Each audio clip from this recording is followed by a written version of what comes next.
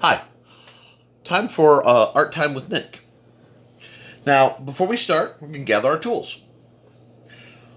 The paper you see here is cardstock. I pick cardstock. It's a little more expensive than regular because it's very, very smooth. And when you're doing cartooning, which is where most of my art lives, sometimes the texture isn't something you want to fight. So it's smooth, it's resilient. That means because the paper is so dense, it doesn't markers don't bleed as much on it, and I find that the stiffer uh, quality of the paper makes erasing it, and it makes it just nicer to work with. It is a little costly. You can always use just printer paper or sketch pads or whatever, but I am a big proponent for cardstock. My basic drawing tool is going to be a uh, point 0.7 mechanical pencil. This is just a cheapy, looks like the Walmart brand. Sometimes people like really fancy ones, but most of the time it doesn't really matter, as long as the pencil's comfortable to hold. For an eraser backup, I have one of these click erasers. Always go with the white ones because you never know if a pink eraser is going to leave a pink smear on your paper. For the basic inking, we're going to use my the most versatile inking pen that's out there, the Papermate Flare. It's a medium. This is just my bread and butter. I mean, if I had to have one inking pen and go my entire life with it, this is it. It's just a great pen, and it performs far better than it should. Now, if you're going to do black work, I've got two options here. We have the Bic marking line, which has been rebranded Bic Intensity, but these are very good, very sharp black markers. I also have the ubiquitous Sharpie. If you are using a Sharpie, which is a wonderful thing to have, you want to make sure it's new enough when you're doing artwork applications that it actually lives up to its name and it's sharp so that you have that level of control. Sharpie makes ultra fines that I find are a little wobbly. I'd rather use a flare for inking. They used to make something called an extra fine that was perfect, but I guess they've been discontinued. I can't find them anywhere.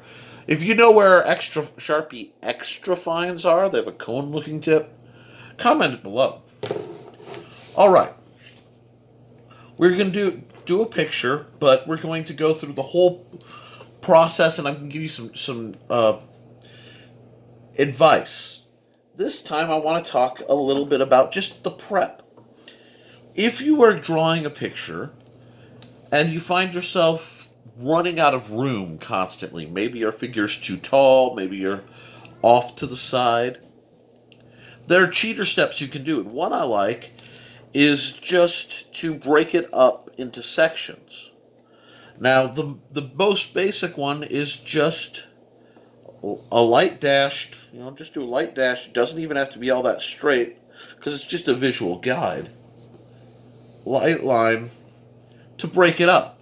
That makes it easier to find where whatever you're drawing is going to be on the paper, control the real estate. Now, another thing you can do, this gives you a breakup here, is mentally you want to think to make your pictures better, make them pop. You want to think if you're doing a complete image. What do I mean by that? Well, if I'm drawing something, let's just make it really simple. I'm just going to draw a fish. Now, I like tropical fish, so I'm going to just work right off of here, and I'm going to pull it in. And what I've made is a little boomerang. Nothing fancy. The artwork itself, I'm going to put a triangle behind it, isn't that important. What do I mean? For what I'm talking about is I want to talk about cheats. So I want to use simple art so I'm not getting lost in it. And my buddy used to raise angelfish. I think he still does. So we'll put a little angelfish. We'll keep it simple. Now it's like, Nick, you're not usually doing what you normally do. Usually it's anime looking stuff. And that's true. But I want to focus on, okay, I've drawn an angelfish. Now I can go through right now, ink the whole thing, have a little cartoon angelfish float in there. A few minutes it's done. But what if I want to make the picture a little more interesting? So let's add another angelfish. We'll make a happy smaller angelfish. And it's not perfect. And again, it doesn't have to be. This is just light cartooning. The farther out you are, the less you have to worry about details. I've made a simple angelfish. Yay! I know it's a little high of the image, and it's a little, it's mostly centered horizontally, and it's a little high vertically. I wanted it that way. Cool. Now this angelfish right now is floating in pretty much nothing. I can sit and I can, while I'm talking to you, shape it, give it just a little more detail.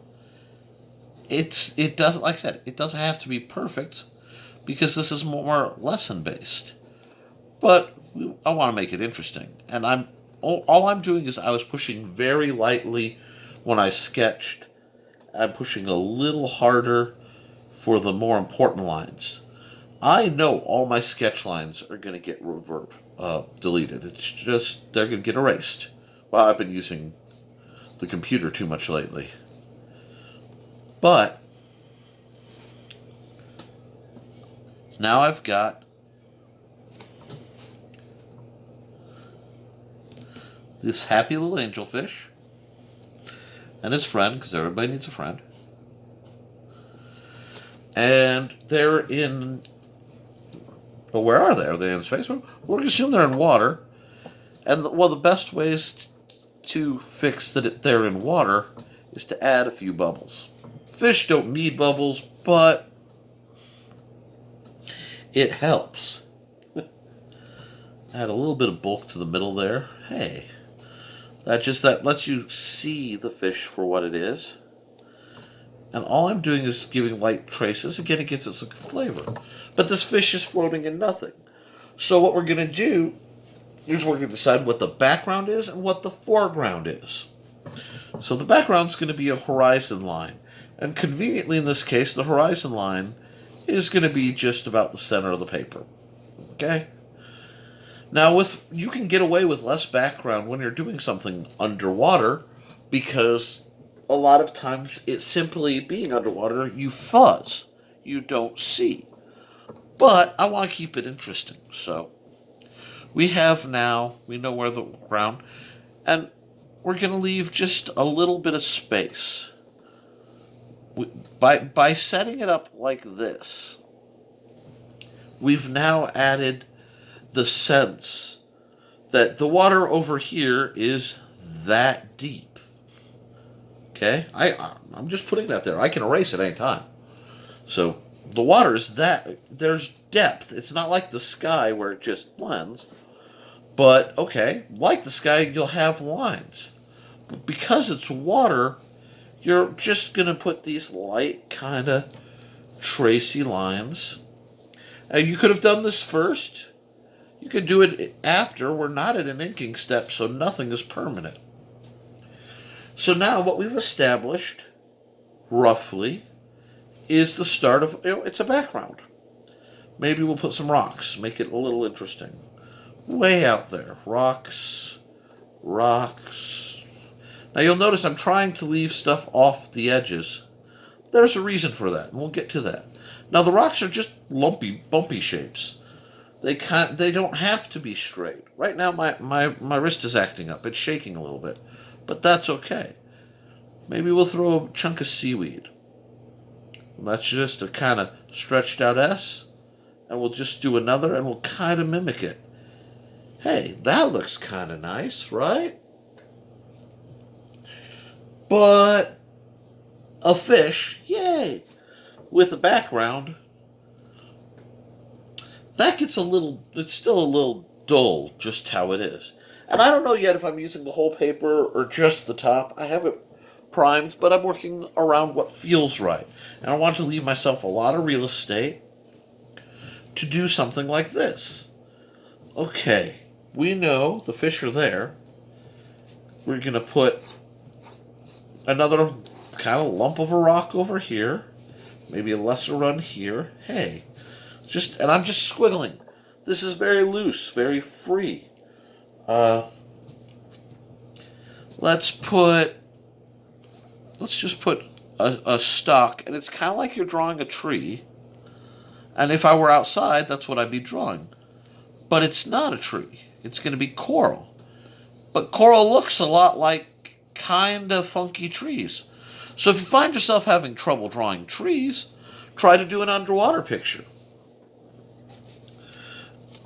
And you'll find that, hey, coral can look a lot like just kind of very funky trees or very funky leaves. Not be too intimidated by it. Because when people look underwater, it looks kind of foreign, very alien. Hey, now we've got a foreground that's sort of reaching up. Maybe we'll make it a cave. Oh, now not only are we doing, a picture, but it also starts to tell a bit of a story. And that's what you want. You want your picture, if possible, to tell a story. And right now the story is there's some angelfish and they're cruising by. And there's some rocks and seaweed, nothing overt. But we got this. We got this nice little area. And I can't help it. I want to put somebody else in here because it doesn't look right. So I think I'm going to draw a crab, like hanging out right over here. And we'll just put him. Crabs are neat because they're just like a slightly flattened oval gives you a good body for a crab. It's almost like a stretched out D. It's not anything intimidating. And then you just put this another stretched out oval with a little bump. Okay? And then you can come back under and you do that and you've got that nice hinged little claw action. We'll give them some eyes. Crabs have eyes on eye stalks. And they look kind of interesting. So we're going to do that. Now for its back legs, it should have 6. And we're just going to make a little trapezoid and a melted triangle. Trapezoid. Now look, your lines are overlapping. We're at the pencil stage. That's what's great about the pencil stage. It's one of my favorite parts of drawing. Because once you're just sketching, you're totally free. Any mistake you make, it doesn't matter. Because it's just a mistake. And we're adding these little kind of swooshes. They add shape. We're going to make it look like seaweed and just kind of underwater goop is growing up on the insides of this cave. Now, excuse me. We have pretty much. I'm happy with the pencils. I'm happy with the composition. We have the center item, which is this happy little fish, and his buddy. I don't remember his buddy. You look back and you can kind of see the water. You can kind of see the waves, and you realize up close are the edges of this chunk of coral or a cave, chunk of rock, with the crab keeping an eye on that angelfish. So, when you're doing inking, we're going to go to inking, and we've got three inking pens. I really didn't need my eraser much yet. The eraser comes back later, so he's going to be important. Pencil will be back later too, because I may decide I want to try something. You want to ink first your primary thing, because what you're going to do is very slowly, and the nice thing, this is a very consistent, very smooth line, and if you listen, you might hear the slight drag.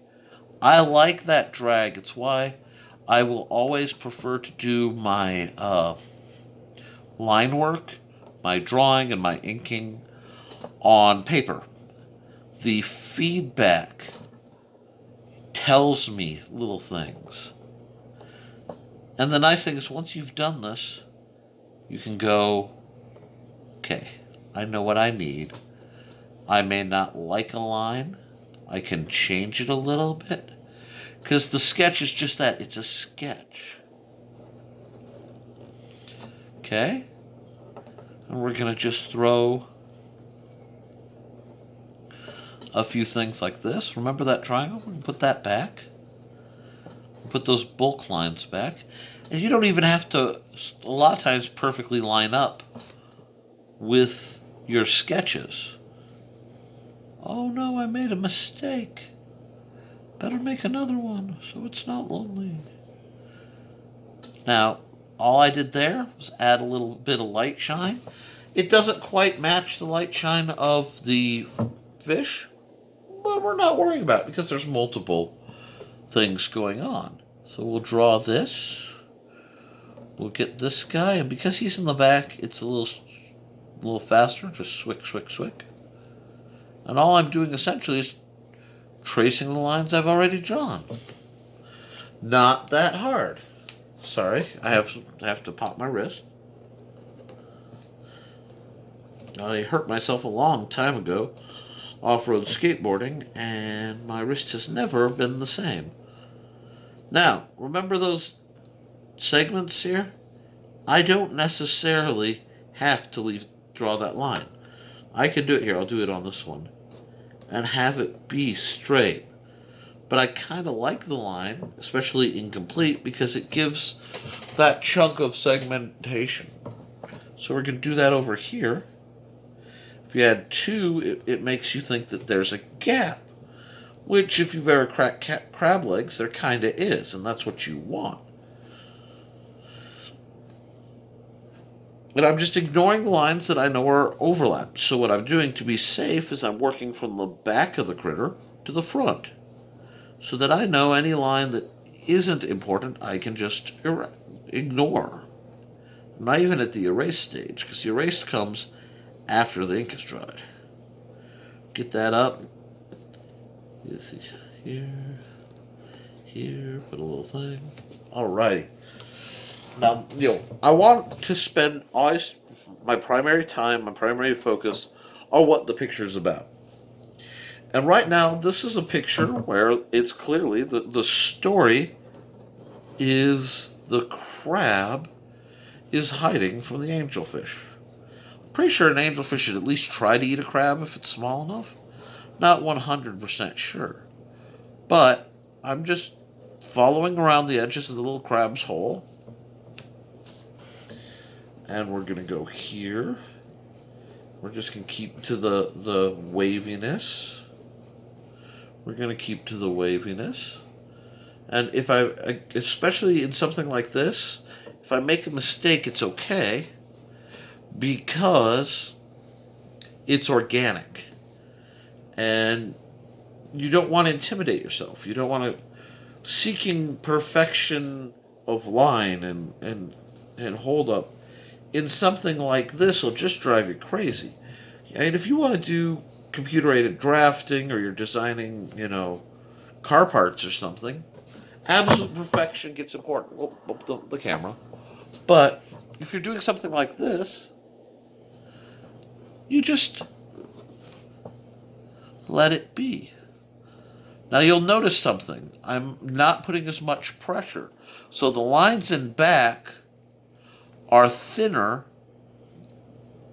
already than some of the lines in front. In fact, there's a slight, they're not even complete.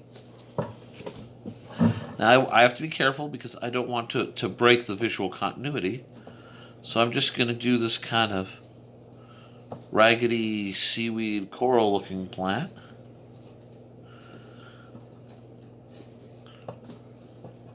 Again, it's not perfect, but that's okay. It doesn't need to be perfect. It needs to feel good. Art is about expressing yourself, and yeah, there's skill, but it should also be just about that sigh sense of relief. Now we have a little bit of motion, which we want. There should always be a sort of sense of motion when you're drawing underwater. And you always want to have a feeling like a current. Oh, I have a line there. I just decided I wanted another chunk of something there, so I put it there. There we go. Now we've got this, and I'm just playing. Playing is so important artistically. Now we're going to do that horizon line, and we're just going to do real light, sort of the underside of the waves. We don't want it to overlap if we can avoid it. I made a slight mistake there, but that's okay. Now you stop it here.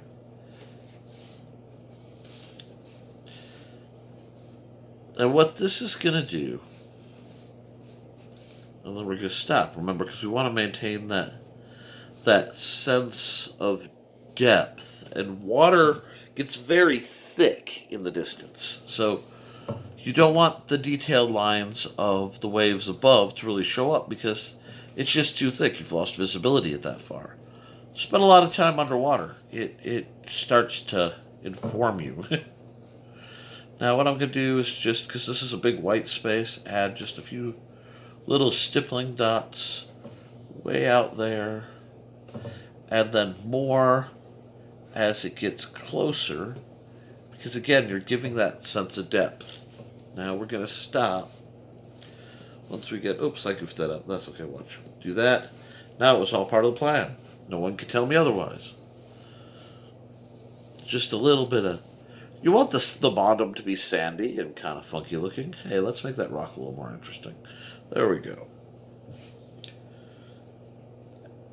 Adding little, just kind of non-sequitur swirly lines gives it, again, that underwater there's stuff stuck to it or there's lichen it's feeling.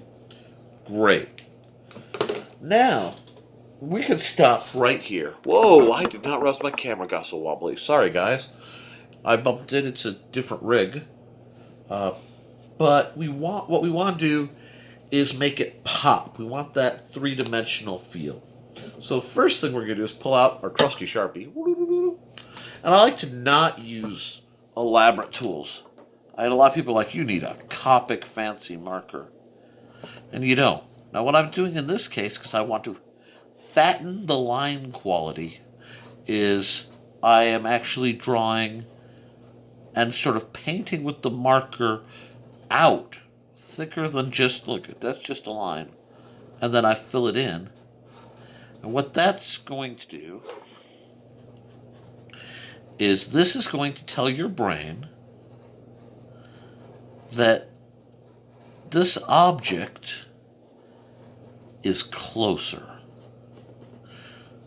This object is in the foreground. It's right close. So if you were swimming here and you looked down and you saw the crab, you're peeking out of the hole kind of with the crab. And it lets you know what, I'm going to make that there because I want to add a little bit more layers.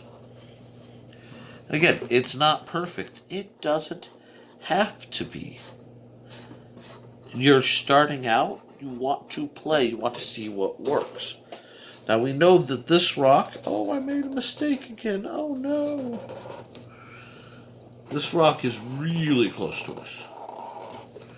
So we're going to actually fatten the end closest to us out just a bit. See how it flares?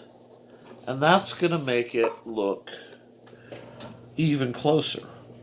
So we're going back here, and I'm tracing along, but I'm also letting it violate the dictates of the line.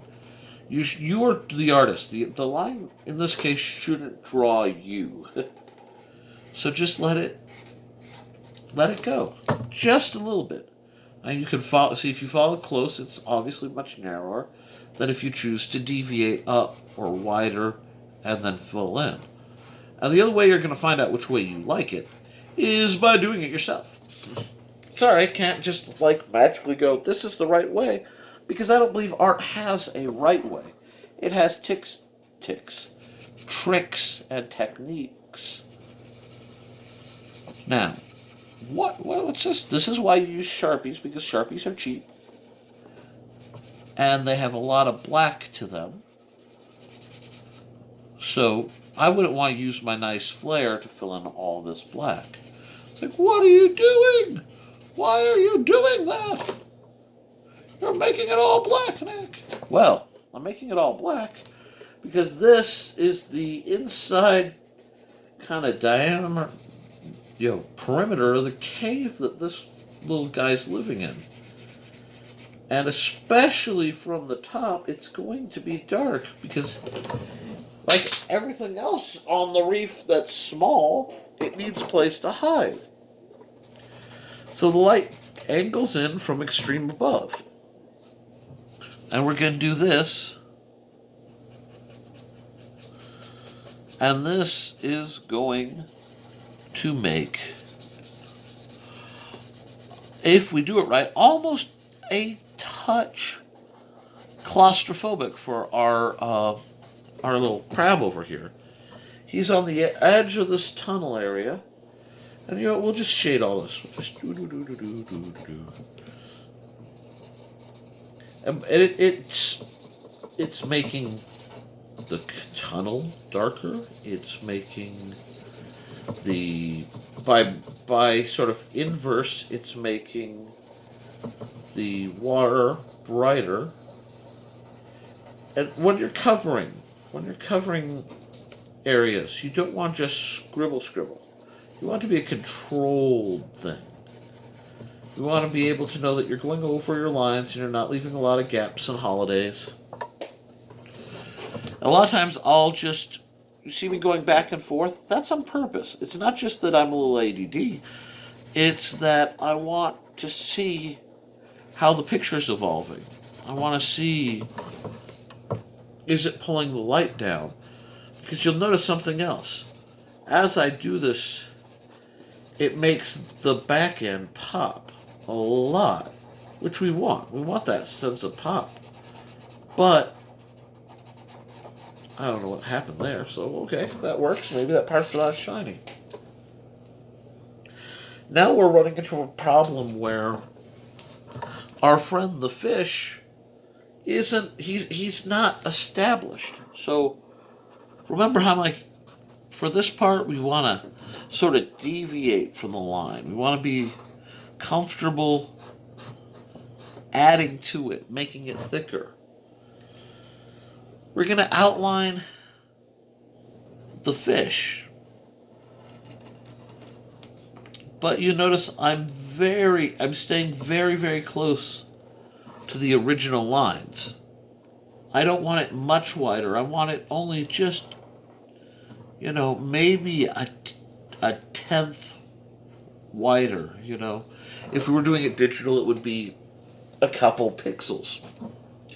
But this is called line quality. And by varying it just a little bit, you see what happens?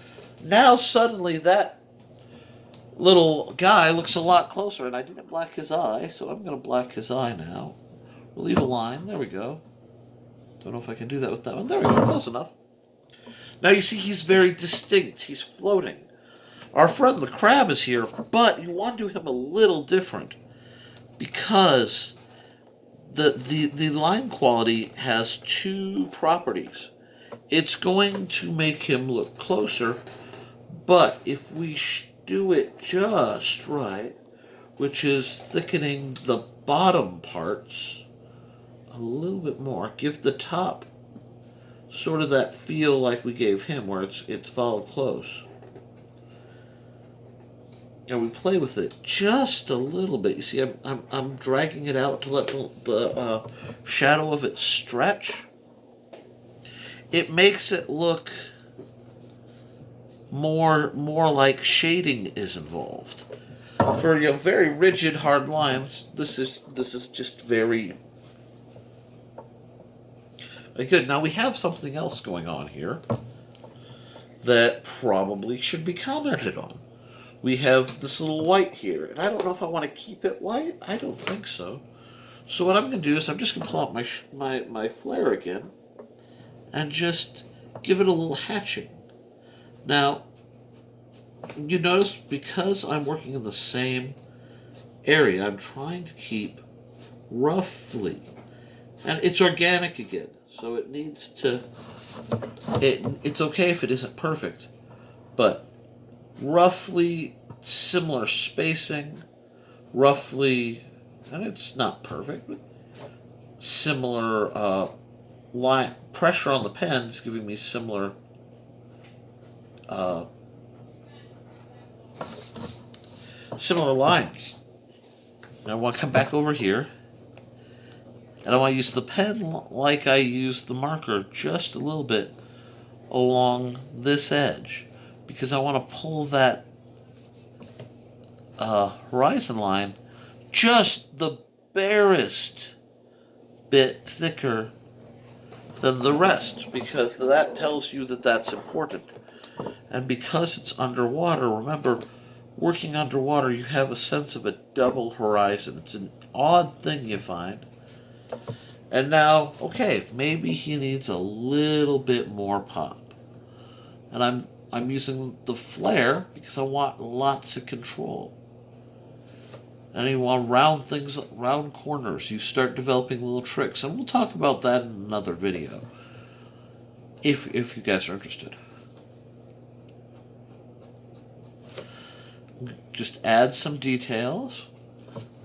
Hey, now I think we're getting somewhere. I think we have a really neat looking little, we have a crab, we have a guy. Now, I need to sign it once I'm finished, because what I want to do is play with this just a little, because the more you play with it, the more you find, hey, I've got a feeling about how this is going to work. And it makes it yours. You also need to sign it. And signing is one of those things I like to be subtle about a lot of times. So I'm just going to come right here. I'm signing it.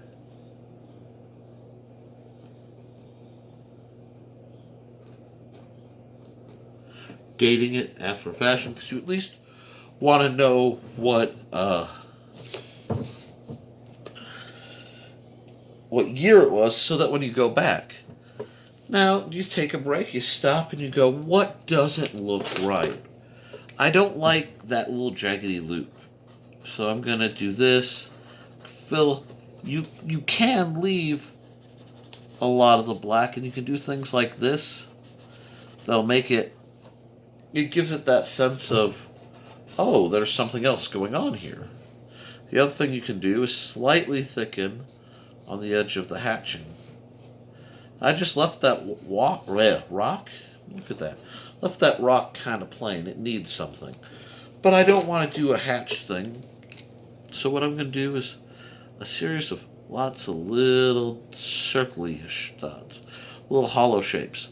You want it to be different, because the texture of the rock, it's a little different. There we go. Now, this is one of the hardest parts. Let's see where we are. Okay, we're still on camera. Wow, everything's scooted around. I am a very dynamic, I scoot, I fiddle. You want to give your picture a bit of time to sit and dry, and then you just want to come over and lightly run your eraser. Don't put your eraser stick out too far, or it'll just break off. And you can use the chunk like a regular eraser. Also, if you plan to scan a picture like this, which obviously has a lot of erasing, be very sure to thoroughly brush all those little bumps off, or else you'll have eraser bumps left over that get on your scanner lens, the glass, and that messes things up. That can be real problematic. I've had that happen before, and it's a horrible thing. And again, every time you're working on it, you're looking with a sort of, I don't want to say a passive eye.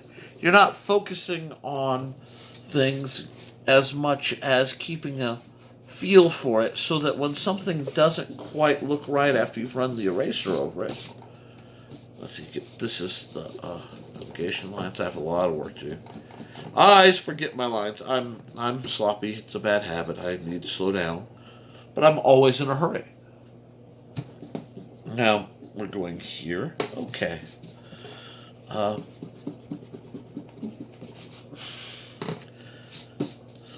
you see, I didn't quite get that little almost volcano shape done, so we're just going to lightly flick over it. Close up the gaps that we missed. Maybe add some detail or make something a little more interesting. Come back again, go, hey, over here, look, I missed lines.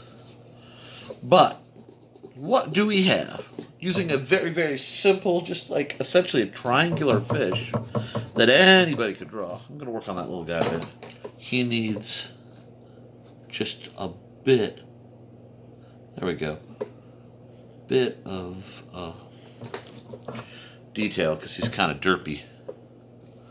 Just like these guys need. They need some lines to make them more solid. You know what I think I'm going to do?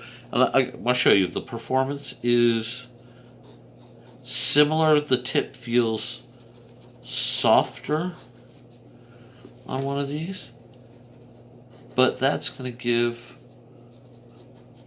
that very, hey, we got some rocks out here. That's cool.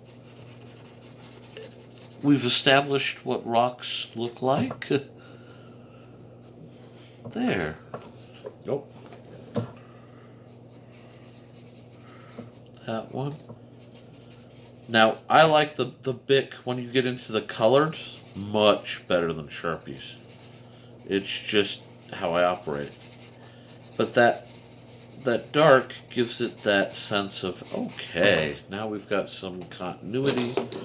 Now maybe we'll just do a little bit of lines. And you see how easy that is?